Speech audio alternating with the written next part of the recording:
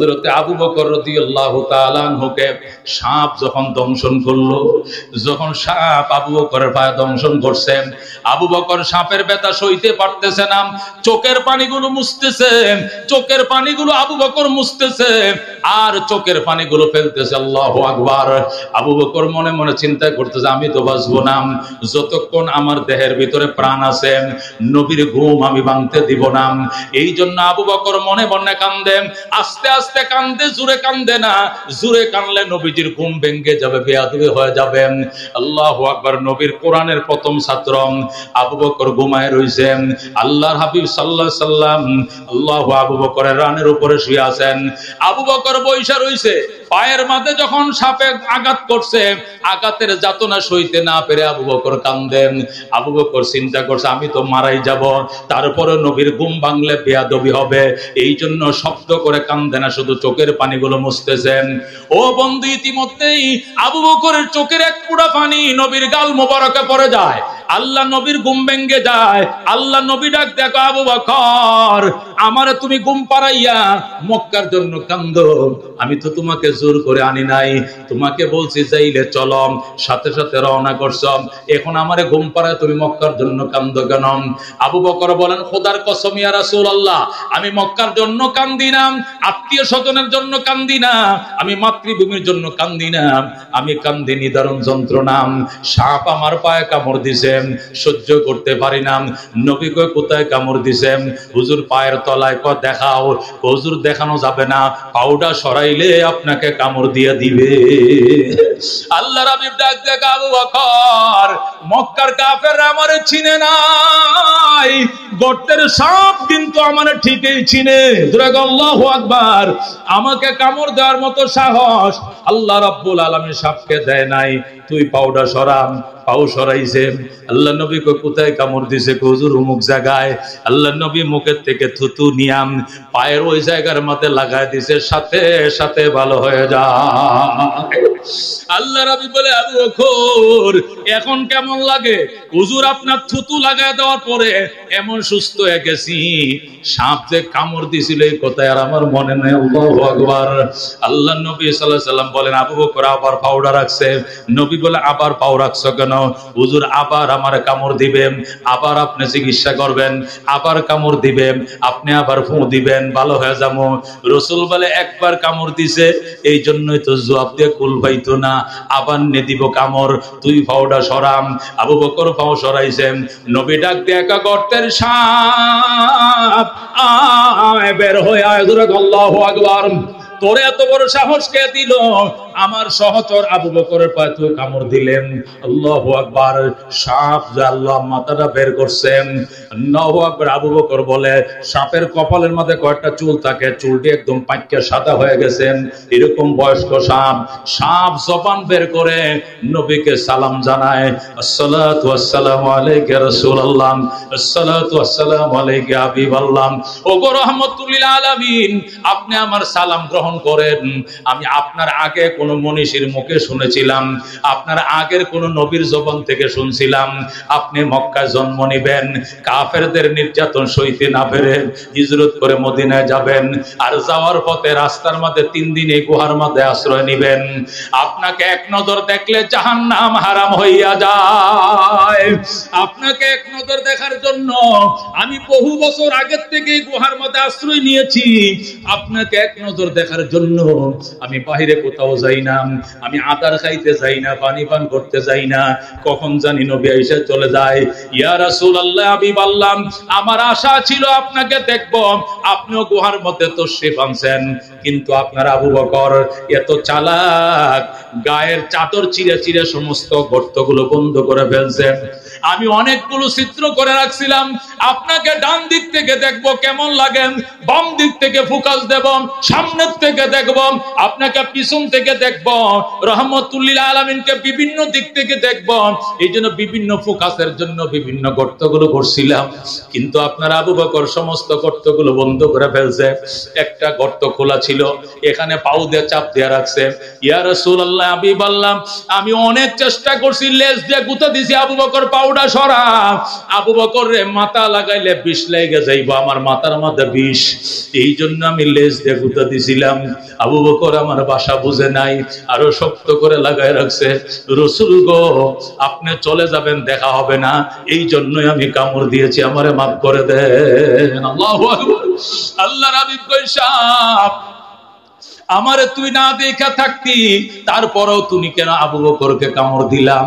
সাপ বলে ইয়া রাসূলুল্লাহ, ইয়া হাবিবাল্লাহ, কত সত্যই বলছেন, না দেখে থাকতাম কামড় দিতাম না, কিন্তু কামড় দিয়েছে ওই আশায় আমার কামড়ে আবু বকর যে গুহায় অসুস্থ হবে, ওই গুহার মধ্যে পৃথিবী বিখ্যাত ডাক্তার শুয়ে রইছে। আপনি যদি মুখের একটু থুতু লাগায় দেন অথবা একটু হাতটাতে শুয়ে দেন, আমার মতো লক্ষ লক্ষ সাপের 20 সেকেন্ডে পানি হইয়া যায়। ইয়া রাসূলুল্লাহ, হাবিবাল্লাহ, এই জন্যই আমি কামড় দিয়েছি। আমি যদি জানতাম আমার কামড়ের চিকিৎসা এখানে হবে না, আবু বকরকে অন্য কোথাও চিকিৎসার জন্য নিয়ে যাইতে হবে, তাহলে আমি কামড় দিতাম না, আমি আপনাকে না দেখে থাকতাম। কামড় দিয়েছি ওই আশায়, আমার আশা ছিল আমার কামড়ে সাপ, আমি সাপের কামড়ে, যেহেতু আমি বিষাক্ত সাপ এবং পুরাতন সাপ, আমার বয়স প্রায় 1000 বছর। জোরে আল্লাহু আকবার। সাপ এবং কুকুর যে কোনো বিষাক্ত প্রাণীর বয়স যখন বেশি হয় বিষও বাড়ে, কথা কোন ঠিক কি না? যেহেতু আমার বয়স বেশি, আমি বিষাক্ত সাপ, আমার কামড়ে আবু বকর অসুস্থ হবে এটা আমি জানতাম, কিন্তু এইটাও জানতাম যতই ব্যথা হোক না কেন আবু বকর এতক্ষণ কষ্ট পাবে যতক্ষণ নবী ঘুমে থাকবে। যখন নবীর ঘুম ভেঙে যাবে, এই দিকে তাকায় থাকলেও ভালো হয়ে যাবে, তুতু দিলেও ভালো হয়ে যাবে, ধরলেও ভালো হয়ে যাবে, শুইলেও ভালো হয়ে যাবে। সুবহানাল্লাহ। आदम के लिए फखर ये अली नसफी है, मक्की मदनी हाशमी ओ मुत्तलबी है, पाकीज़ा तोरश अर्श समा जन्नत फिरदौस, आराम गाहे पाक रसूल अरबी है, भाई ज़ाहिर बैते नबवियत रहे ये बेकायदा जंबिश लब बेअदबी है, आहिस्ता कदम नीची निगाह पुस्त सदा हो, खाबीदा यहाँ रूह रसूल अरबी है, बुझ जाए तेरे चींटू से आए अबरे करम आज, जो आग मेरे सीनों में मुद्दत से लगी है, आए बाहर करम सदका हुसैन इब्न अली का, पियासा हो मुझे शरबत दीदार पिला दो, जो लोग के कहलाते हैं सग तेरे गोली के, उन लोगों के दफ्तर में मेरा नाम लिखा दो। मरहबा। বন্ধুগণ, বলতেছিলাম তালেবুল ইলম আল্লাহ কোরআনের পাখি, আল্লাহ এদেরকে এমন শক্তি দিয়েছে দুনিয়ার অন্য কোন জিনিসের মধ্যে আল্লাহ পাওয়ার দেয় নাই রে বাজান। সুলাইমান আলাইহিস সালাতু ওয়াস সালাম যখন শুনলেন ও বন্ধু রানী বিলকিস আসতেছে, আল্লাহু আকবার, সুলাইমান জিন পরীদেরকে নিয়ে বৈশা কয়, এই বিলকিস আমার দরবারে আসার আগে তার ভবনটাকে আমার দরবারে এনে দিতে পারবা? আমি সাররে শক্তির দরবারে বৈশা রইছি, হঠাৎ করে দেখি আল্লাহু আকবার, একজন আলেম, বড় পাগড়ি বাঁধা মাথায়, লাঠি আছে হাতে, একটা ব্যাগ আছে বগলের নিচে, সাররে শক্তির দরবারে আইসা হাউমাউ করে কাঁদতেছে। সাররে শক্তি তখন ইরাকের মধ্যে, বাগদাদের মধ্যে সবচেয়ে বড় বুজুর্গ, বিখ্যাত আল্লাহর ওলি। আমাদের দেশের শাইখুল ইসলাম যেরকম ছিলেন সর্বজন শ্রদ্ধেয়, সকল ঘরানার আলেমের কাছে যেরকম এক চাটিয়া ভাবে বুজুর্গ ছিলেন, সম্মানের পাত্র ছিলেন, সাররে শক্তি রহমতুল্লাহ আলাইহি ইরাকের মধ্যে এরকম বুজুর্গ ছিলেন। আল্লাহ হযরতে জুনায়েদ বাগদাদি বলেন, একজন বড় মাপের আলেম, উনি সাররে শক্তির দরবারে এসে যখন হাউমাউ করে কাঁদতে শুরু করলেন, সাররে শক্তি কয়, মাওলানা তোমার বাড়ি কই? হুজুর আমার বাড়ি দিজিলা নদীর পারে। দিজিলা বুড়িগঙ্গা যেরকম ঢাকার পারে একটা নদী, ঢাকার সাথে লাগু একটা নদী, দিজিলাও হলো ইরাক শহরে বাগদাদ শহরের পাশে নদী। বাগদাদ শহরের পাশে যে নদী, যেটা দিয়ে পুরা বাগদাদের পানি যেটাতে চলাচল করে, ওই নদীর নাম হলো দেজলা। দেজলা নদীর কিনারে আমার একটা মাদ্রাসা আছে, ওই মাদ্রাসার আমি প্রিন্সিপাল। আমার মাদ্রাসায় হাজার হাজার ছেলেরা পড়ে। একটা ছেলে এতিম, তার বাবাও নাই মাও নাই, আল্লাহ, বাবা নাই মা আছে। একটা ছেলে এতিম, তার বাবা নাই মা আছে। এই ছেলেটা আমার মাদ্রাসায় পড়ে। এই ছেলেটা এত মুআদ্দব আদবওয়ালা ছিল, যখন আজান দিত আল্লাহু আকবার আল্লাহু আকবার, সাথে সাথে এই ছেলেটার নাম আব্দুর রহমান। আমার ওযুর পানি আনার জন্য ছেলেটা বদনা নিয়ে দিজিলার ঘাটে যাইতো। 5 ওয়াক্ত ওযুর পানি সে আমারে আইনা দিত। ওই ছেলেটা ছাড়া অন্য কাউকে বদনাটা ধরতেও দিত না, এত ভালো ছিল ছেলেটা, এত ভালো ছিল হুজুর। এই ছেলেটা আজকে ফজরের আজান দিছে, যখন কোরআন শরীফ পড়তেছে তারা আজান দিয়ে দিছে, হেফজখানার ছাত্ররা কিন্তু আজানের আগে উঠে পড়া শুরু করে। বদনাটা এক পাশে নিয়ে রেহালের উপরে কোরআন শরীফ রেখে পড়তেছে, যেই মাত্র আল্লাহু আকবার করে ডাক দিছে, ছেলেটা বদনা নিয়ে নদীর ঘাটে, দিজলার ঘাটে গেছে। ছেলেটা দিজলা নদীর ঘাটে পানি আনতে যায়। এই যে পানি আনতে গেল, আর ছেলেটা আসে না, আর ছেলেটা আসে না। জুনায়েদ বাগদাদি বলেন, ওই লোকটা এই কথাটা বলতেছিল, সাররে শক্তি কয় এরপরে কি হইছে? কয় এরপরে আমি নদীর ঘাটে গেলাম, যা দেখি বদনাটা নদীর ঘাটে ঠিকই পড়ে রইছে, কিন্তু ছেলের কোনো উদ্দেশ্য নাই, খোঁজে পাইলাম না। হুজুর, এই যে এতিম ছেলেটা, তার বাবা নাই, আমার ওযুর পানি আনতে গিয়ে সম্ভবত সে স্লিপ খায়া পিছলে খায়া পরে মারা গেছে। আমি তার মায়ের কি জবাব দিব? এতিম সন্তান, তার বাবায় নাই। তার মা ডেলি বিকাল বেলায় আসেন, কোনোদিন একটা ডিম সিদ্ধ করে নিয়ে আসে, কোনোদিন পিঠা নিয়ে আসে, কোনোদিন বিস্কিট নিয়ে আসে, নিজের ছেলেকে দেখতে আসে। আজকে বিকালে এই ছেলেটার মা আসবে, আমি কি জবাব দিব ছেলের মাকে? হুজুর, এই জন্য আপনি দেশ বিখ্যাত আল্লাহর ওলি, আপনার দরবারে আইছি, আমার একটা পরামর্শ দেন, আমি ছেলের মায়ের কি জবাব দিব? সাররে শক্তি রহমতুল্লাহ আলাইহি কয়, তোমার ভয়ের কোনো কারণ নাই, আল্লাহ ব্যবস্থা করবে। বাজান রে, তুমি কি এই ছেলেটার মায়েরা আমার কাছে আনতে পারবানি? হুজুর কয়, পারমু। জলদি যাও। ওই মৌলানা সাহেব জুব্বা জামা পরেই ওই মহিলার বাড়িতে গেছে, যায় কয়, মা, ও আব্দুর রহমানের মা, আপনাকে সাররে শক্তি পীর সাহেব হুজুর আপনার একটু ডাকতেছে, আপনাকে যাওয়ার জন্য। কেন সাররে শক্তি আমারে ডাকবে কেন? কই জানি না, পীর সাহেব হুজুর বলছে আপনি বুরকা টুরকা পরে, হাত মোজা পাও মোজা পরে একটু বাগদাদে যাওয়ার জন্য। সাররে শক্তি আপনার সাথে কথা বলবেন, পীর সাহেব হুজুরের কথা বলবেন। মহিলার সাথে সাথে বুরকা পইরা, হাত মোজা পাও মোজা পইরা ওই মৌলানা সাহেবের সাথে গেছে বাগদাদে সাররে শক্তির দরবারে। সাররে শক্তি রহমতুল্লাহ জিজ্ঞাসা করে, মা, মারে ছেলে মেয়ে কয়জন তোমার? হুজুর, একটা মাত্র ছেলে। স্বামী কি করে? স্বামী নাই আমার, আমি বিধবা নারী, আমার একমাত্র সন্তান আমার আব্দুর রহমান। মা, একটা মাত্র ছেলে, তুমি কেন তারা মাদ্রাসায় দিলা, স্কুল কলেজে না দিয়া? বাবা, আমার আশা ছেলেটা কোরআনের হাফেজ হইয়া নিজেও নূরের টুপি পরবে, আমরা মা বাবারে নূরের টুপি পরায়া সুপারিশ করে জান্নাতে নিয়ে যাবে। এই জন্য আমি মাদ্রাসা দিছি, আর কোন উদ্দেশ্য নয়। সাররে শক্তি রহমতুল্লাহ আলাইহি ডাক দেয়া কয়, মা, তোমার নিয়ত বড় ভালো গো, আল্লাহ তোমার নিয়ত কবুল করে ফেলাইছে। মহিলা, হুজুর, আমার নিয়ত আল্লাহ কবুল করছে, আপনি কেমনে জানেন? মা, কেমনে জানি, তোমারে বলতেছি। মা শোনো, তুমি তো আশা করছিলে হাফেজের মা হইয়া বিনা হিসাবে জান্নাতে যাইবা, সন্তানের সুপারিশে জান্নাতে যাইবা। আল্লাহ তোমারে কবুল করছে, তোমার ছেলে হাফেজ হয়ে গেছে। এখন তোমাকে আরেকটা নিয়ামত আল্লাহ দিছে, আজকে থেকে তুমি শহীদের মা হয়ে গেলা। আল্লাহু আকবার। মহিলা বলে, বাবা, আমি শহীদের মা হইলাম কেমনে? মা, তোমার ছেলেরা এত উস্তাদ ভক্ত ছিল, 5 ওয়াক্ত ওযুর পানি দিজলা নদীর থেকে তোমার ছেলে বদনা ভরে আইনে দিত উস্তাদকে। আজকে ভাগ্যের পরিহাস, সকাল বেলায় ওযুর পানি আনতে গেছে, নদীতে ছিল জোয়ার, আমা বৈশার অন্ধকার, কুয়াশায় ঢাকা। ছেলেটা অনুমান করতে পারে নাই, স্লিপ খায় পড়ে গেছে নদীতে। দিজলা নদীর স্রোতে তোমার ছেলেকে ভাসায় নিছে।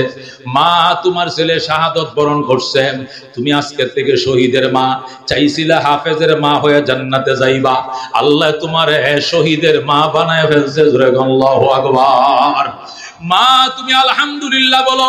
মহিলার সাথে সাথে হাউমাউ করে কান্দেন আর আলহামদুলিল্লাহ আলহামদুলিল্লাহ বলেন। মা, আলহামদুলিল্লাহ গো হুজুর, আমি খুশি, আমার ছেলে শহীদ হইছে, আমি শহীদের মা, আমি অত্যন্ত খুশি। আমার কোনো দাবি টাবা কোনো কিছু নাই, কিন্তু আমার একটাই মনের আশা, আমারে নদীর ঘাটে একটু নিয়ে যাইতে হবে। নদীর কোন ঘাটলা দিয়ে আমার ছেলে হুজুর পানি আনতো, আমি মা ওই নদীর ঘাটখানা একটু দেখতে চাই। আল্লাহু আকবার। সাররে শক্তি বলে, আমি নিজেও রওনা হইলাম। জুনায়েদ বাগদাদি লেখেন, আমিও গেলাম, সাররে শক্তিও গেলাম, ওই মাওলানা সাহেবও গেল, মহিলাও গেলাম। নদীর ঘাটে যাইয়া মাওলানা সাহেব ডাক দেখো মাম, এই ঘাট দিয়ে খেজুর গাছের গোড়াটার মাথায় বইসা তোমার ছেলে আমার জন্য ডেলি ওযুর পানি নিত। আজকে ভাগ্যের কি পরিহাস, সকালবেলা তোমার ছেলে যাইলো আর পানি নিয়ে ফিরে নাই। অনেকক্ষণ পর আমি আসছি, আইসা দেখি বদনাটা ভরে রয়েছে, এই যে স্লিপ খাওয়ার দাগ দেখা যায়, নিশ্চয়ই ফিসলা খায় ছেলেটা ভরে গেছে। মারে আমার প্রতি দাবি রাখো না, আমার কিছু করার নাই, তোমার ছেলেকে আল্লাহ শহীদ হিসাবে কবুল করে নিয়েছে। মহিলা কো আলহামদুলিল্লাহ, আপনার প্রতি আমার কোনো দাবি নাই, আমার দাবি শুধু আমার আল্লাহর প্রতি। আমার আল্লাহ আমার ছেলেটাকে নিয়ে যাইব, কেন সে একবার আমাকে মা বলে যাওয়ার সুযোগ দিল না? মহিলা নদীর ঘাটে দাঁড়াইয়া আল্লাহু আকবার, আল্লাহর দিকে ডাক দেয়, রব রে, ও রব্বুল আলামিন, আমার কলিজার টুকরা আব্দুর রহমানকে তুমি কোথায় লুকায় রাখছ? ইয়া আল্লাহ, তুমি তার ওই শক্তি দাও, সে যেন আমাকে একবার আম্মা কয়ে ডাক দেয়। আল্লাহু আকবার, সে যেন আমার একবার আম্মু কয়ে ডাক দেন, আমি আর কোনো কিছু চাই না।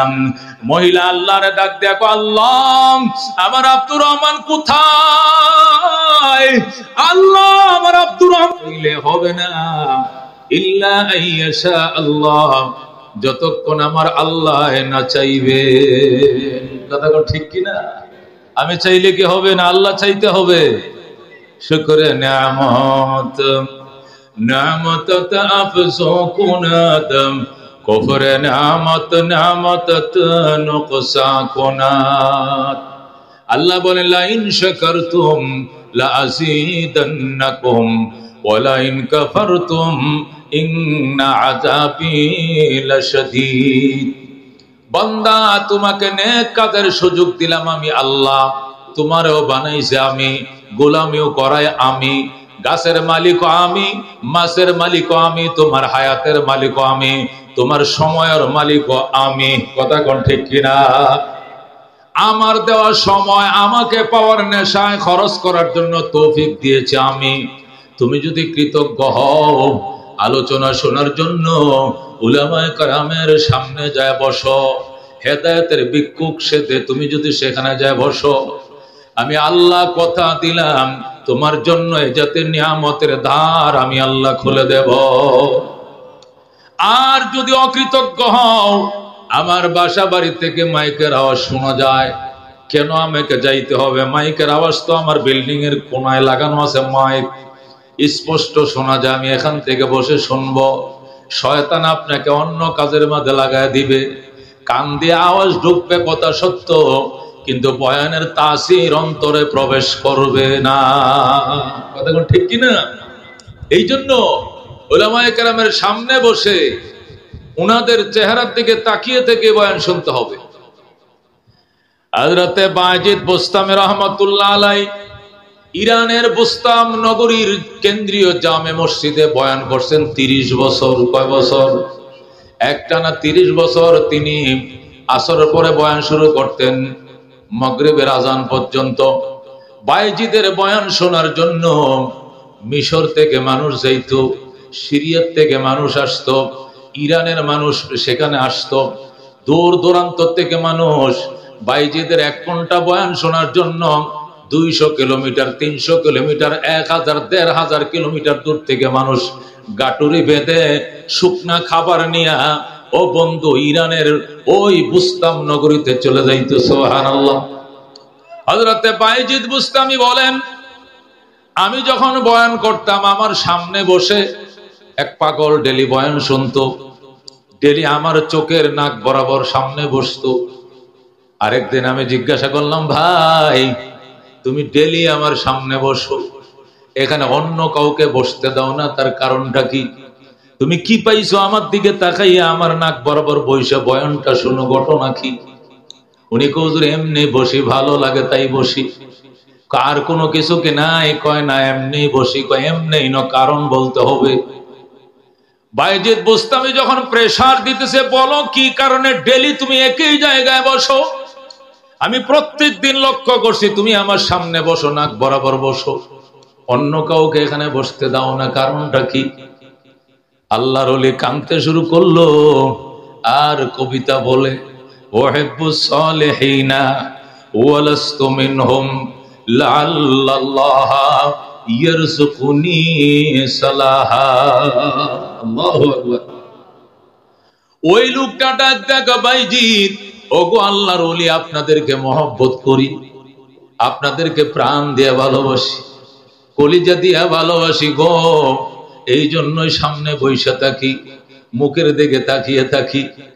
আল্লাহর ওলি ডাক দিয়া কয়, ওয়ালাস্তু মিনহুম, তবে আমি নিজে আল্লাহওয়ালা হতে পারি নাই, কিন্তু আল্লাহওয়ালাদেরকে মনে প্রাণে ভালোবাসি। বাইজির ডাক দেয়া কর, নিজে আল্লাহওয়ালা না হইয়া আল্লাহওয়ালাদের দিকে তাকায় থাকলে কি লাভ, মহব্বত করলে কি লাভ? লাভ আছে। আমি শুনছি লাল্লাল্লাহা ইয়ারযুকুনি সালাহা, আমি আল্লাহওয়ালাদেরকে মহব্বত করি, আপনাদেরকে ভালোবাসি, মায়ার নজরে তাকিয়ে থাকি। আমি শুনেছি, আমি বিশ্বাস করি, আপনাদের মহব্বত আর ভালোবাসা আমাকে একদিন আল্লাহওয়ালার খাতায় নাম লেখায়া দিবে। আল্লাহু আকবার। এই জন্য আল্লাহর ওলিরা বলেন, না ওয়াজু সে না কিতাবু সে दीन जिंदा होती है बुजुर्गों की नजरों से। আল্লাহু আকবার। ওয়াজ দ্বারা, বই পুস্তক পড়ার দ্বারা এত উপকার হয় না, আল্লাহওয়ালাদের নজরের দ্বারা যে উপকার হয়, দৃষ্টির দ্বারা, নজরের দ্বারা যে উপকার হয়। এই জন্য বন্ধু, উলামায়ে কেরামের সামনে বসতে হবে, মায়ার নজরে তাকায় থাকতে হবে। আল্লাহ যদি খুশি হইয়া যায়, সগীরা গুনাহগুলো খুশি হইয়া মাফ করে দিতে পারেন। কথা কোন ঠিক কিনা?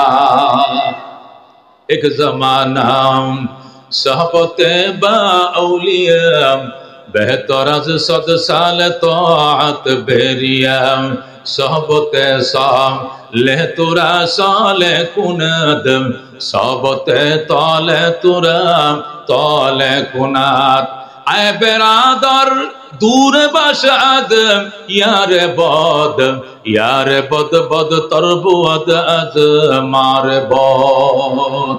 ও বন্ধু, এই জন্য উলামায়ে কেরামের সামনে এসে বসছি, খুশি না বেজার? চিৎকার মেরে বলেন আলহামদুলিল্লাহ। গুনার গাটুরি বহন করে এসেছি, মুনাজাত শেষে গো আল্লাহ যেন আমাদেরকে নিষ্পাপ করে বাসা বাড়িতে ফিরায়। জোরে কোন আমিন। কোথায় আসছি? উলামায়ে কেরামের সহবতে। কাদের সহবতে? আল্লামা সুলতানুল ওয়াইজিন আল্লামা আইয়ুবী সাহেবকে দেখবো, তার হৃদয় নিংড়ানো বয়ানগুলো শুনবো। কথা কোন ঠিক কিনা? বুজুর্গানে দিন, বড় বড় উলামায়ে কেরাম আসছেন, ওনারা আলোচনা করবেন, ওনাদের দিকে মায়ার নজরে তাকাবো, আলোচনা শুনবো, ঈমান এবং আমলের রূহের খোরাক সংগ্রহ করব। আল্লাহ কবুল করেন। জোরে কোন আমিন। উলামায়ে কেরামের সহবতে এসেছি। উলামা কাকে বলে? উলামা বলা হয় আলেমের বহু বচন। উলামা, আলেম এক বচন, উলামা বহু বচন। কোন? আলেম এক বচন, উলামা বহু বচন। আল্লাহু আকবার। আলেম কাকে বলে? যার কাছে ওহির জ্ঞান আছে তাকে বলে আলেম। আল্লাহু আকবার। আলেম কাকে বলে? যার কাছে ওহির জ্ঞান আছে তাকে বলে আলেম। তাহলে দুনিয়ার শিক্ষিত কাকে বলে?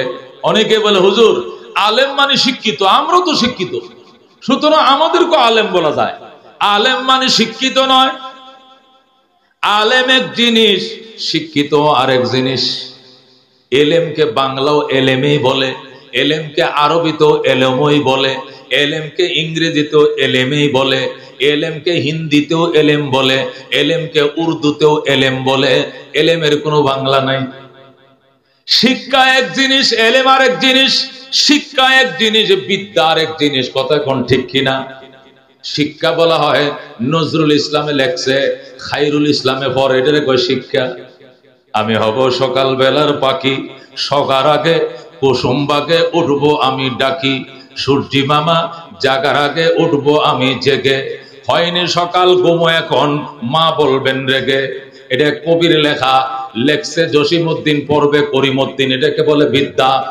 কিন্তু আলিফ লাম মিম যালিকাল কিতাব লা রাইবা ফীহি হুদাল লিল মুত্তাকিন। আল্লাহু আকবার। এটাকে বলে এলেম। নজরুল ইসলামে লেখছে, খায়রুল ইসলামে পড়ে, এটাকে বলে বিদ্যা। রবি ঠাকুরে লেখছে, কবি ঠাকুরে পড়ে, ওটাকে বলে বিদ্যা। আর খোদা প্রদত্ত জ্ঞান, রসুল প্রদত্ত জ্ঞানকে বলা হয় ইলম। দুইটা দুই জিনিস, কোনদিন একটার সাথে আর একদিন মিশায়েন না। অনেকে স্কুলের দোয়ারে লেখে রাখে, কি লেখে? কৌতুলুবিল ইলমা ওয়ালাউ কানা বিসসিন। জ্ঞান আহরণ করার জন্য সুদূর চীন প্রয়োজন হলে চলে যাও জ্ঞান আহরণ করার জন্য। এখানে নবী সাধারণ জ্ঞান আহরণ করার জন্য বলেন নাই, এলেম অর্জন করার জন্য বলছেন। সিন যাওয়া লাগলে সিন যাও, কথা কোন ঠিক কিনা? এলেম আর বিদ্যার মাঝে বেশ কম আছে। বিদ্যা বলা হয় লৌহে মাহফুজ, বিদ্যার বাড়ি লৌহে মাহফুজে, এলেমের বাড়ি লৌহে মাহফুজে, আর বিদ্যার বাড়ি হলো জমিনে। এলেমের বাড়ি আকাশে, আর বিদ্যার বাড়ি জমিনে। ও বন্ধু, পৃথিবীতে সর্বপ্রথম যিনি ম্যাট্রিক পাস করছেন, ওনার শিক্ষক হলো 10 পাস। সর্বপ্রথম যিনি 10 পাস করছে, তার শিক্ষক হলো 9 পাস। সর্বপ্রথম যিনি 9 পড়ছে, তার ঠিক শিক্ষক কি 7 পাস। সর্বপ্রথম যিনি 7 পড়ছেন, তার টিচার হলো 6 পাস। সর্বপ্রথম যিনি 6-এ উঠছেন, তার টিচার হলো 5 পাস। সর্বপ্রথম যিনি পৃথিবীতে 5 ক্লাসে উঠছে, তার শিক্ষক হলো 4 প্লাস। যে সর্বপ্রথম 4 ক্লাসে উঠছে, তার শিক্ষক 3 পাস। সর্বপ্রথম যিনি 3 ক্লাসে উঠছে, এর আগে কেউ 3-তে পড়ে নাই, ওর শিক্ষক 2 পাস। যে ব্যক্তি সর্বপ্রথম 2 ক্লাসে উঠছে, এর আগে কেউ 2-এ পড়ে নাই, তার শিক্ষক 1 পাস। সর্বপ্রথম যিনি 1 ক্লাসে উঠছে, এর আগে কেউ 1 পড়ে নাই, তার শিক্ষক কি পাস? গোল্লা পাস। কথা কোন ঠিক কিনা? কিন্তু ও বন্ধু, তাহলে বোঝা গেল বিদ্যা নিচের দিকে আসে, মাটির থেকে আসে, আর এলেমের বাড়ি আর শাজিমে। জোরে আল্লাহু আকবার। এলেম এটা নবীদের ওয়ারিস, বলেন আল্লাহু আকবার। এলেম নবীদের ওয়ারিস, কিন্তু জাগতিক শিক্ষাটা নবীদের ওয়ারিস নয়। বুঝছেন? খেয়াল করে বলছি, খেয়াল করে বুঝছেন। এলেম এটা নবীদের ওয়ারিস, জাগতিক শিক্ষা বিদ্যা এটা নবীদের ওয়ারিস নয়। কথা বল ঠিক কিনা? এলেম এমন জ্ঞানকে বলা হয় যে জ্ঞান আপনার সাথে দুনিয়াতেও সাথে থাকবে, আপনার মৌতের বিছানাও আপনার সাথে থাকবে, কবরেও আপনার সাথে থাকবে, মিজানেও সাথে থাকবে, ফুলসিরাতেও আপনার সাথে থাকবে, জান্নাতেও আপনার সাথে চলে যাবে। সুবহানাল্লাহ। কিন্তু দুনিয়ার জ্ঞান, খেয়াল করে শোনো বাজান, দামি কথা, অত্যন্ত দামি কথা, খেয়াল করে শুনেন। দুনিয়ার জ্ঞানের লাশ থাকাটা হবে মৃত্যুর বিছানা পর্যন্ত। যেই মাত্র আজরাইল ঘরে ঢুকবে, গড্ডা কাঁপতে থাকবে, একটা শরীয় সরায়া পর্যন্ত ওই সিনার ভিতরে থাকবে না, উড়াল দিয়ে চলে যাবে। ঢাকা বিশ্ববিদ্যালয়ে ইংলিশ টিচার, ঢাকা বিশ্ববিদ্যালয়ে তিনি 26 বছর পড়াইছেন, ইংলিশে অনর্গল, ইংরেজি প্রভাষক, অধ্যাপক। ওনাকে যদি মৃত্যুর বিছানায় বলেন, স্যার আপনি অনর্গল ইংলিশে কথা বলতেন, আপনি একটু ABCD বলেন, সে বলবে একটা অক্ষর মনে নেই, সব ভুলে গেছি। মৌতের বাড়ির চোটে দুনিয়ার কোনো শিক্ষা সিনার মধ্যে থাকবে না, সব চলে যাবে। কিন্তু একটা কোরআনের হাফেজকে যদি বলেন, হুজুর সূরা ইয়াসিন মনে আসেনি? মনে আছে। সূরা আর রহমান মনে আসেনি? মনে আছে। তাহলে পড়েন, পড়তে শুরু করবে, পড়তে পড়তে পড়তে পড়তে হঠাৎ করে আল্লাহর কোরআন পড়তে পড়তে চোখটি বন্ধ হয়ে দুনিয়াতে চিরবিদায় নিয়ে নিবে। আল্লাহু আকবার। একটা অক্ষর বলবে না। তাহলে এলেম আর বিদ্যার মাঝখানে পার্থক্যটা বুঝেন। এলেম বলা হয় যে জ্ঞান আপনার সাথে জান্নাত পর্যন্ত সাথে যাবে, আর দুনিয়ার জ্ঞান বিদ্যা বুদ্ধি এটা মৌতের বিছানা পর্যন্ত সাথে থাকবে। একটা জাগতিক শিক্ষায় শিক্ষিত মানুষ যখন কবরে যাবে, একটা শরীয় সরায়ের সাথে থাকবে না, এটা ABCD সাথে থাকবে না, একটা 1 2 3 সাথে থাকবে না, একটা 1 2 3 অন্তরের ভিতরে থাকবে না, সব ভুলে যাবে। কিন্তু আল্লাহর কোরআন যদি অর্জন করে থাকে, এলেম অর্জন করে থাকে, এটা কবরেও সাথে থাকবে, মিজানেও থাকবে, ফুলসিরাতেও থাকবে, জান্নাতে যাওয়ার পরেও সাথে থাকবে। যদি বলেন হুজুর এটা আপনি বললেই হবে, যুক্তি দিয়ে বলেন, যুক্তি ছাড়া মানি না। যুক্তি হলো, খেয়াল করে শুনেন, এলেম হইল আসল। বলেন এলেম কি? আসল। বিদ্যা হইল নকল। দুনিয়া হইল নকল, পরকাল হইল আসল। আল্লাহু আকবার। তাহলে এলেম আসল, পরকাল আসল। এই জন্য আসল শিক্ষা আসল দেশে চলে যাবে। আল্লাহু আকবার। দুনিয়াও নকল, দুনিয়ার শিক্ষাও নকল। এই জন্য নকল শিক্ষা নকল দেশে থেকে যাবে, আসল দেশে যাবে না। আসল জিনিস আসল দেশে চলে যাবে, নকল জিনিস নকল দেশে পড়ে থাকবে। এটা বোঝার জন্য আরেকটা উদাহরণ দেই। দেহ হইল নকল, বলেন দেহ কি? বলেন দেহ কি? আর রু কি? আসল। রু কি? আত্মা কি? আসল। রু হইল আসল, দেহ হইল নকল। এই জন্য নকল দেহ নকল দুনিয়ায় পড়ে থাকবে। নকল দেহ কোথায় থাকবে? নকল দুনিয়ায় পড়ে থাকবে। আর আসল রু আসল দেশে উড়াল দিয়ে চলে যাবে। যদি জান্নাতি হয় রুডা ইল্লিনে চলে যাবে, আর যদি জাহান্নামে যাওয়ার যোগ্য হয় সিজ্জিলে চলে যাবে। এই দুনিয়াতে থাকবে না, আরেক জগতে চলে যাবে। তাহলে দেহটা নকল, দুনিয়াও নকল। মরে যাওয়ার পর নকল দেহটা নকল দুনিয়াতে পড়ে থাকবে। পচা গলা যেন না হয়, কীট পতঙ্গে যেন না খায়। এই জন্য ইসলাম বলে তারে গর্ত করে রাইখা দাও। কবর মানে গর্ত, কবরের বাংলা কি? গর্ত। কবর দিয়া দাও মানে গর্ত করে রাইখা দাও। মাটির উপরে থাকলে পোকামাকড় উঠবে, সিল কাক পাকালি কুকুরে খাবে, দেখতে খারাপ দেখা যাবে। এই জন্য ইসলাম তার বলছে যে ইজ্জতের সাথে সাদা কাপড় পরাইয়া গর্ত করে রেখে দাও। কবরের বাংলা অর্থ হলো গর্ত করা। এটাকে আরবিতে আমরা কবর বলি। সুন্দর করে কবর করে রেখে দাও। তাহলে দেহ নকল, দুনিয়াও নকল। নকল দেহ নকল দুনিয়ার গর্তের মধ্যে ভরে থাকবে, পচে যাবে, মাটি খেয়ে ফেলবে। পরকাল আসল, রু আসল। এই রুটা উড়াল মেরে আসল দেশে চলে যাবে। আল্লাহু আকবার। ঠিক তদ্রূপ দুনিয়াও নকল, দুনিয়ার বিদ্যাও নকল। নকল বিদ্যা নকল দেশে থেকে যাবে। পরকাল আসল, পরকালের এলেম আসল।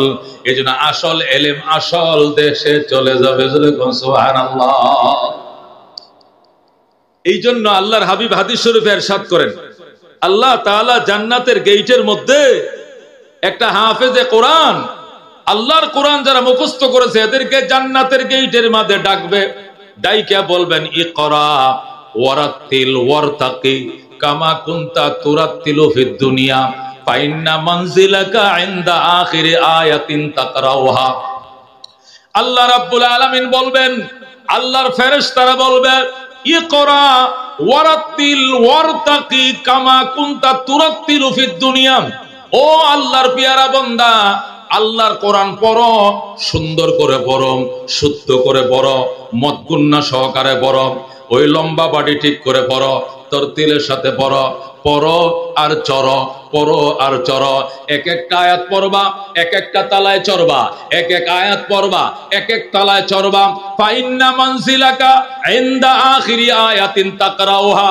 তোমার তালার গণনা ওখানে শেষ হবে, আয়াতের গণনা যেখানে শেষ হবে। তুমি যদি ৬৬৬৬ আয়াত পড়তে পারো, তাহলে তোমাকে ৬৬৬৬ তালায় অটোমেটিক তোমাকে উঠিয়ে দেওয়া হবে। যেরকম সুবহানাল্লাহ। এই জন্য উলামায়ে কেরাম লেখেন, হাফেজে কোরআনদের আল্লাহু আকবার কোরআনটা আল্লাহ রূহের মাধ্যমে ট্রান্সফার করে জান্নাতে পৌঁছায় দিবে। তাহলে এলেম আসল, পরকাল আসল। এই জন্য এলেম পরকালে ওই রূহের সাথে ট্রান্সফার করে চলে যাবে। আল্লাহ যে তাকে জান্নাতের গেটে বলবেন তুমি পড়ো। আমরা কি দাফন করার টাইমে কোরআনের হাফেজের সাথে কি কোরআন শরীফ দিয়ে দিছিলাম? এটা বুখারী শরীফ দিয়ে দিছিলাম? এটা কোরআন শরীফ কি কাফনের কাপড়ে পেঁচ দিয়ে বুকের মধ্যে রেখে দাও বলছিলাম? কোন কোরআন শরীফ দেয় না। তো সে পড়বে কেমনে? সে পড়বে কেমনে? ওই আসল দেশে তার রূহের ভিতরে ট্রান্সফার করে আল্লাহ কোরআন। আমেরিকার থেকে একটা কাগজ যেরকম কপি করে কম্পিউটারে নেটে সেকেন্ডের মধ্যে টিপ দিয়ে পাঠায় দেয়, আমি আমার কম্পোজ থেকে উঠায় নিতে পারি। আল্লাহ তার রূহে করে টিপ দিয়ে ওই এলেম আল্লাহ জান্নাতের গেটে পাঠায় দিবেন, তার রূহের সাথে অ্যাটাচড হয়ে যাবে। যেরকম আল্লাহু আকবার। এই জন্য আল্লাহ ডাক দিয়ে বলেন, ইয়ারফাইল্লাহুল্লাযীনা আমানু মিনকুম ওয়াল্লাযীনা উতুল ইলমা দারাজাত। ঈমানদারেরা রে, ঈমানের কারণে তোদের সম্মান বাড়ায় দিলাম। ওয়াল্লাযীনা উতুল ইলমা দারাজাত, আর যাদেরকে ইলম দেওয়া হয়েছে এদের মর্যাদা অসংখ্য গুণ বাড়ায় দিলাম। সুবহানাল্লাহ। ইলমের মর্যাদা অসংখ্য গুণ। একটা আলেমের মর্যাদা প্রেসিডেন্টের চেয়ে বেশি। আল্লাহু আকবার। একটা আলেমের মর্যাদা প্রধানমন্ত্রীর চেয়েও বেশি, এমপি মহোদয়ের চেয়ে বেশি, মেয়র সাহেবের থেকে বেশি, উপজেলা চেয়ারম্যানের চেয়েও বেশি, জমিদার, শিকদার, খান, পাঠান, চৌধুরী, ব্যাপারে, শিল্পপতি, যত বড় হও না কেন, আলেমের সাথে তুলনা নাই। আল্লাহু আকবার। আমি শাইখুল ইসলাম আহমদ শফি সাহেব রহমতুল্লাহ আলাইহি আল্লাহ সহবতে আমি তো প্রায় 11 বছর ছিলাম। কয় বছর? 11 বছর। দেখেছি এই দেশের বিভিন্ন সময় ক্ষমতাবানরা এবং ক্যাবিনেট মন্ত্রী পরিষদের বড় বড় মন্ত্রী মিনিস্টাররা একবারে মক্তবের ছাত্রর মতো যায় বসে থাকতো। হুজুর চিটাঙ্গে বাসায়, চট্টগ্রামের বাসায় বলতো, অনেকক্ষণ কিল্লাই শুনবে, মানে আপনি কে, কি জন্য এসছেন? বলতো, হুজুর আমি স্বরাষ্ট্রমন্ত্রী, আমি পররাষ্ট্রমন্ত্রী, আমি অমুক, আমি চট্টগ্রাম সিটির মেয়র, আমি একটু দোয়ার জন্য আইছি। হুজুরে এই টুপিটা খুললে একটু ফু দিয়ে বলতো, যাও দিছি, যাও যাও দিছি। তো মনে করতো ফুটা মনে হয় নাই, হুজুর আবার গেসে বসতো। হুজুর বলতো, একবার দিছি, যাও, আর আর দেওয়া যাবে না, অনেক লোক, তুমি সরো, তুমি সরো। ও মুসলমান, রাজাদের রাজা ছিলেন, বাদশাদের বাদশা ছিলেন, মুকুটহীন সম্রাট ছিলেন শাইখুল ইসলাম আহমদ শফি। কথা কোন ঠিক কিনা? ওদেরকে দেখলে দিলে সাক্ষী দিত, মনরে বুঝাইতাম মন, এদেরকে বলা হয় আলেম। আল্লাহ এদেরকে এমন সম্মান দিয়েছে, আল্লাহ কোরআনের মধ্যে বলছেন, আমি আলেমদের মর্যাদা অসংখ্য গুণ বাড়িয়ে দিয়েছি। আল্লাহু আকবার। আল্লামা কারি তৈয়ব সাহেব রহমতুল্লাহ আলাইহি দারুল উলুম দেওবন্দ মাদ্রাসার 50 বছর প্রিন্সিপাল ছিলেন। খুতবাতে হাকিমুল ইসলামের মধ্যে আল্লামা কারি তৈয়ব সাহেব রহমতুল্লাহ আলাইহি লেখেন, ইরাকের প্রেসিডেন্ট ছিলেন হারুন রশিদ। কি নাম? হারুন রশিদ যখন ইরাকের প্রেসিডেন্ট ছিলেন, ওই প্রেসিডেন্ট ভবনের পাশেই হযরত আব্দুল্লাহ ইবনে মুবারক রহমতুল্লাহ আলাইহির বিরাট বড় মাদ্রাসা ছিল। ওই সময় 1 লক্ষ ছেলে ওই মাদ্রাসায় লেখাপড়া করত। সুবহানাল্লাহ। ইরাক ছিল ইসলামী ইতিহাসের প্রাণভূমি, কেন্দ্রভূমি ছিল শিক্ষার, ইসলামী শিক্ষার কেন্দ্রভূমি ছিল, প্রাণভূমি ছিল ইরাকের বাগদাদ। ইরাকের বাগদাদে ইমাম আবু হানিফা রাহমাতুল্লাহ আলাইহির সুযোগ্য শাগরেদ, ফকিহ, মুজতাহিদ, মুফতি, মুহাদ্দিস, বিরাট বড় আলেমে দ্বীন আল্লামা আব্দুল্লাহ ইবনে মুবারক রাহমাতুল্লাহ আলাইহির মাদ্রাসা ছিল ইরাকে। আব্দুল্লাহ ইবনে মুবারকের মাদ্রাসা আর হারুন রশিদের বাসভবন 3-4টে ভবনের ব্যবধান ছিল, বেশি দূরে ছিল না, পাশাপাশি ছিল, কাছাকাছি ছিল। কারি তৈয়ব সাহেব রহমতুল্লাহ আলাইহি খেয়াল করে শুনেন, দামি কথা, খুতবাতে হাকিমুল ইসলামের মধ্যে লেখে, হারুন রশিদ রহমতুল্লাহ আলাইহি বাসভবনের পাশে আব্দুল্লাহ ইবনে মুবারকের ছাত্ররা লেখাপড়া করত। বিরাট বড় মাদ্রাসা, 1 লক্ষ ছাত্র ছিল। বিকাল বেলায় ছাত্ররা যখন হাঁটতে বের হইতো, মনে হইতো যেন আকাশ থেকে ফেরেশতার বহর জমিনে নাইমে গেছে।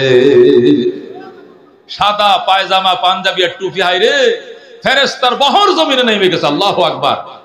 মাদ্রাসার মাঠে এত ছাত্র বিচরণের জায়গা সংকলন হতো না, এই জন্য ছেলেরা হাঁটতে হাঁটতে বিকাল বেলায় প্রেসিডেন্ট পার্কের মধ্যে চলে যাইত।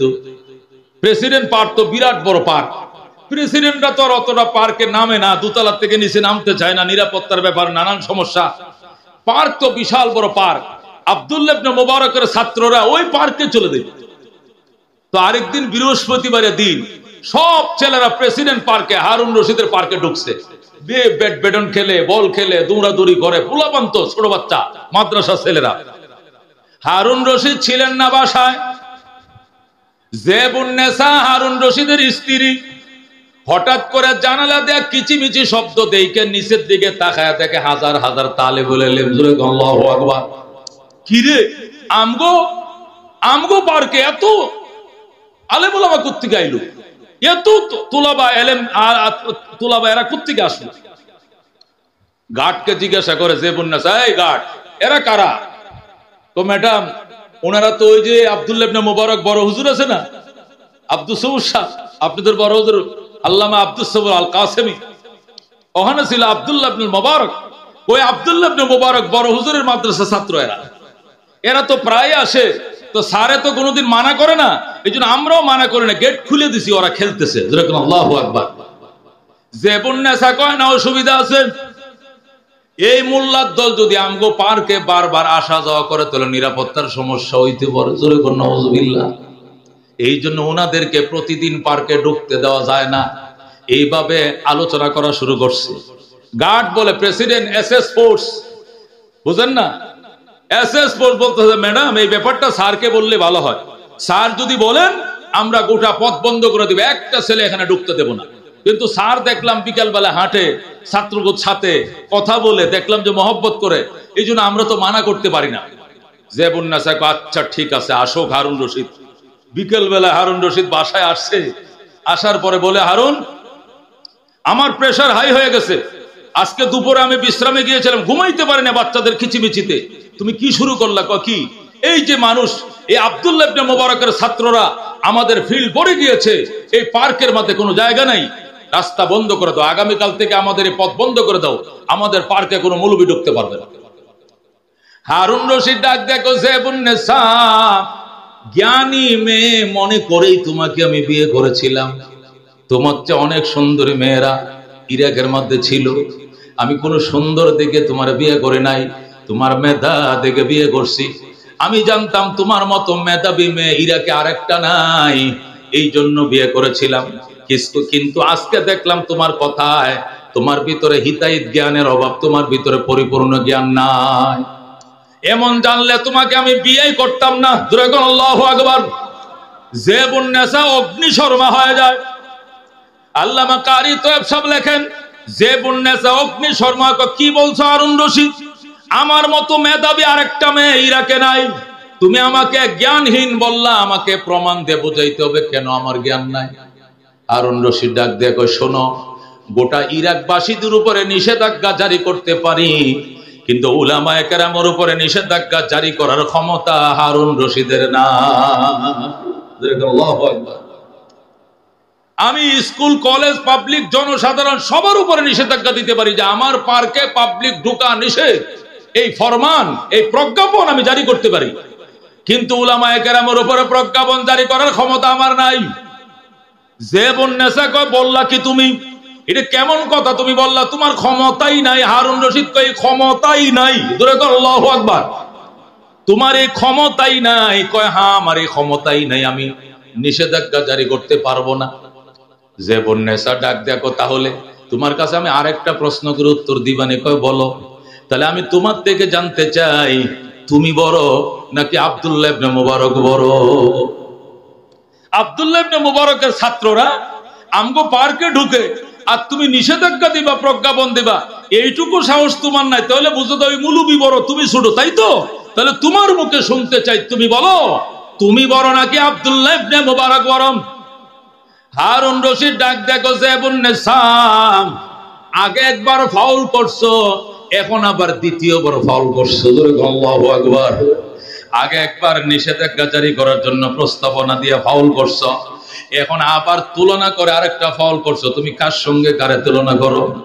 এ জেবুন্নেসা শোনো, এ জেবুন্নেসা শোনো, তুমি কার সঙ্গে কারে তুলনা করছো? জেবুন্নেসা আমার মতো লক্ষ লক্ষ হারুন রশিদকে যদি এক পাল্লায় উঠাও আর একটা আলেমের পায়ের জুতার নিচের বালিগুলোকে এক পাল্লায় উঠাও, তার জুতার নিচের বালির ওজন বেশি হবে। এ জেবুন্নেসা তুমি কার সঙ্গে কারে তুলনা করছো? আমি বড় নাকি আব্দুল্লাহ ইবনে মুবারক বড়? কার সঙ্গে কারে তুলনা করছো? একটা আলেমের পায়ের নিচের ধুলাগুলি যদি এক পাল্লায় উঠাও আর আমার মতো লক্ষ লক্ষ হারুন রশিদকে এক পাল্লায় উঠাও, ওই আলেমের পদতলের ওজন আল্লাহর কাছে বেশি হবে। আল্লাহু আকবার। জেবুন্নেসা কইটা কিভাবে আমাকে বুঝায় বলতে হবে।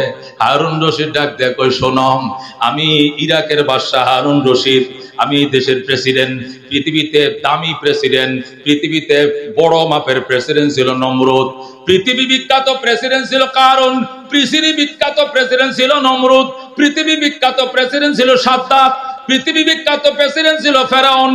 ও জেবুন্নেসা শোনো, আমি প্রেসিডেন্ট হারুন রশিদ প্রেসিডেন্ট নমরুদের দনের ওয়ারিস পাইছি, প্রেসিডেন্ট কারুনের দনের ওয়ারিস পাইছি, প্রেসিডেন্ট ফেরাউনের দনের ওয়ারিস পাইছি, প্রেসিডেন্ট নমরুদের দনের ওয়ারিস পাইছি, কারুনের দনের ওয়ারিস পাইছি, ফেরাউনের দনের ওয়ারিস পাইছি। আর আব্দুল্লাহ ইবনে মুবারক দু জাহানের বাদশা রহমতুল লিল আলামিনের দনের ওয়ারিস পাইছে। আল্লাহু আকবার। আমি পাইছি ফেরাউনের দনের ওয়ারিস। ফেরাউনও প্রেসিডেন্ট ছিল, আমিও প্রেসিডেন্ট। আমি পাইছি নমরুদের দনের ওয়ারিস, নমরুদও প্রেসিডেন্ট ছিল, আমি হারুনও প্রেসিডেন্ট। আমি ওই প্রেসিডেন্টের দনের ওয়ারিস আমি পাইছি। আর আব্দুল্লাহ ইবনে মুবারক, উলামায়ে কেরাম, এরা দু জাহানের বাদশা রহমতুল লিল আলামিনের দনের ওয়ারিস পাইছে। আল্লাহ নবী বলছে যে বুন্নেসা তুই কি জানোস না? আল্লাহ নবী বলছেন ক্বালা রাসূলুল্লাহ সাল্লাল্লাহু আলাইহি ওয়াসাল্লাম আল উলামাউ ওয়ারাসাতুল আমবিয়া ওয়া ইন্নাল আমবিয়া লাম ইউওয়ারিসু দিনারান ওয়ালা দিরহামান ওয়া ইন্নামা ওয়ারাসুল ইলমা ফামান আখাযাহু আখাযা বিহাদ্দিন ওয়াফির তারিবাত ইয়াদাক তারিবাত ইয়াদাক। ও জেবুন্নেসা তুমি কি জানো না রহমতুল লিল আলামিন সাল্লাল্লাহু আলাইহি সাল্লাম হাদিসের মধ্যে ইরশাদ করেন আল উলামা ওয়ারাসাতুল আমবিয়া, উলামায়ে কেরাম সমস্ত নবীদের দনের ওয়ারিস। আল্লাহু আকবার। উলামায়ে কেরাম আমগো নবীর ওয়ারিস এরকম বলে নাই। আল উলামা ওয়ারাসাতুন নবী এই কথা আমগো নবী বলে নাই, আল উলামা ওয়ারাসাতুল আম্বিয়া বলছে। আল্লাহু আকবার। একটা আলেম সমস্ত নবীদের দনের ওয়ারিস পাইছে। একটা আলেমের সিনার মধ্যে আদমের দন আছে, আলেমের সিনার মধ্যে ইব্রাহিমের দন আছে, আলেমের সিনার মধ্যে নূহ আলাইহিস সালামের দন আছে, শীশ আলাইহিস সালামের দন, ইব্রাহিম আলাইহিস সালামের দন, মূসা নবীর দন, ঈসা নবীর দন, ইসমাইল নবীর দন, ইউসুফ নবীর দন, ইয়াহইয়া নবীর দন, আইয়ুব নবীর দন, ইয়াকুব নবীর দন, ইসমাইল নবীর দন, রহমতুল লিল আলামিন সাল্লাল্লাহু আলাইহি সাল্লাম সহ সমস্ত নবীদের দন উলামায়ে কেরামের সিনার মধ্যে আল্লাহ লুকায় রাখছে। আল্লাহু আকবার। এই জন্য ডাক দেখো জেবুন্নেসা, তোমাকে আমি জ্ঞানী মেয়ে মনে করে বিয়ে করেছিলাম, কিন্তু জানতাম না তোমার ভিতরে কোনো জ্ঞান বলতে কিছু নাই।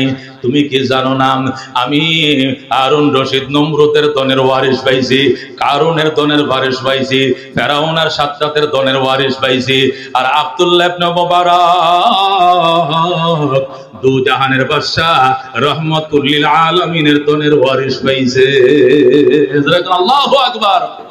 বন্ধু এই জন্য বলতেছিলাম রাহমাতুল লিল আলামিন সাল্লাল্লাহু আলাইহি ওয়াসাল্লাম ইরশাদ করেন, ও উম্মতে মুহাম্মাদিয়া, আল্লাহর হাবিব সাল্লাল্লাহু আলাইহি ওয়াসাল্লাম ইরশাদ করেন আল্লাহ রাব্বুল আলামিন হযরত আদম আলাইহিস সালামকে 50টা কিতাব দিয়েছিলেন, আদমের ছেলে হযরত শীশ আলাইহিস সালামকে 30টা কিতাব দিয়েছিলেন, 30 আর 50 80, হযরত ইব্রাহিম আলাইহিস সালামকে 20টা কিতাব দিয়েছিলেন, 20 আর 80 হলো 100, হযরতে আল্লাহু আকবার হযরতে মূসা আলাইহিস সালামকে দিয়েছেন তাওরাত 101, হযরতে দাউদ আলাইহিস সালামকে দিয়েছেন জবুর 102, হযরতে ঈসা আলাইহিস সালামকে দিয়েছেন ইনজিল 103।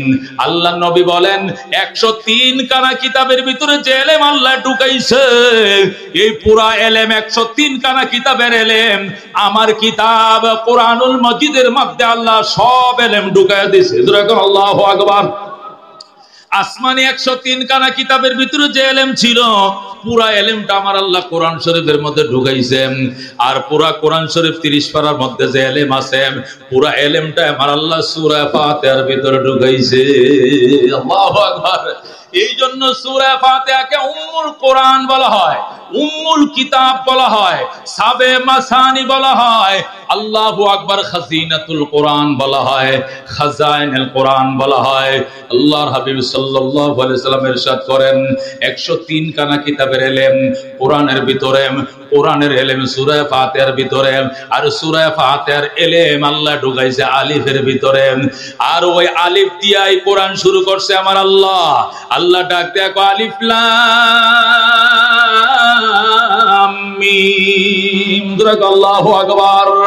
আলিফ লাম মিম যালিকাল কিতাব লা রাইবা ফীহি হুদাল লিল মুত্তাকিন। ও বন্ধু, আলিফের মধ্যে কি ঢুকাইছে? 104 খানা কিতাবের ইলম আলিফের ভিতরে। আল্লাহু আকবার। এই জন্য রাহমাতুল লিল আলামিন সাল্লাল্লাহু আলাইহি ওয়াসাল্লাম ইরশাদ করেন যে ব্যক্তি আলিফ বা তা সা শিক্ষা করার জন্য বোট থেকে বের হবে, আল্লাহু আকবার, রাস্তায় যদি সে মারা যায় শাহাদাতের মর্যাদা, আল্লাহু আকবার। নবী বলে নাই তুমি যদি ভার্সিটিতে রওনা করছো রাস্তায় অ্যাক্সিডেন্ট মারা গেলে তুমি শহীদ বলে নাই, কিন্তু আলিফ বা তা সা 29টা অক্ষর শিক্ষা করার জন্য 2 টাকাতে একটা নুরানি কায়দা লইয়াম কাশীপুর মাদ্রাসার দিকে সকালে অটোতে উঠায় দিছাম, রাস্তার মধ্যে অটো অ্যাক্সিডেন্ট করে মারা গেছেন। ওই ছেলে জান্নাতি, তুমি হইবা জান্নাতি ছেলের বাবা। আল্লাহু আকবার। আল্লাহ রাব্বুল সাল্লাল্লাহু আলাইহি ওয়াসাল্লাম বলেন ওই ইলম শিক্ষা করার জন্য সন্তান যখন ঘর থেকে বের হয়, যতক্ষণ আবার বাবার কাছে ফিরে না আসবেন, মায়ের কাছে ফিরে না আসবে, ফাহুয়া ফি সাবিলিল্লাহ, সে আল্লাহর মেহমান, সে আল্লাহর মেহমান, আল্লাহর মেহমান। আল্লাহ রাব্বুল আলামিনের জিম্মার মধ্যে সে থাকবে। তার জন্য আসমানের ফেরেশতারা সব সময় কান্দে, জমিনের সমস্ত মখলুক তার জন্য কান্দে। নবী বলেন হাত্তাল হিতানু ফিল মা, এমনকি পানির মধ্যে মাছ পর্যন্ত তার জন্য কান্দে। একটা তালেব ইলম যখন রাস্তা দিয়ে বের হয় তার জন্য আল্লাহর সমস্ত মখলুকরা কান্দে, আল্লাহুম্মা তাকাব্বালহু, আল্লাহুম্মা আইজ্জাহু, আল্লাহুম্মা ইয়াসসির লাহু, ইয়া আল্লাহ কঠিন কোরআন তার জন্য সহজ করে দাও, আল্লাহ কোরআন তার জন্য তুমি কবুল করে নাও, আল্লাহ তুমি তার সম্মান বাড়ায় দাও। এই বলে ফেরেশতারা লাখো লাখো ফেরেশতারা দোয়া করতে থাকে, জোরে করে আল্লাহু আকবার। ওই রাস্তায় যদি সে মারা যায়, আল্লাহু আকবার, সে শাহাদাতের মর্যাদা লাভ করে, জোরে করে আল্লাহু আকবার।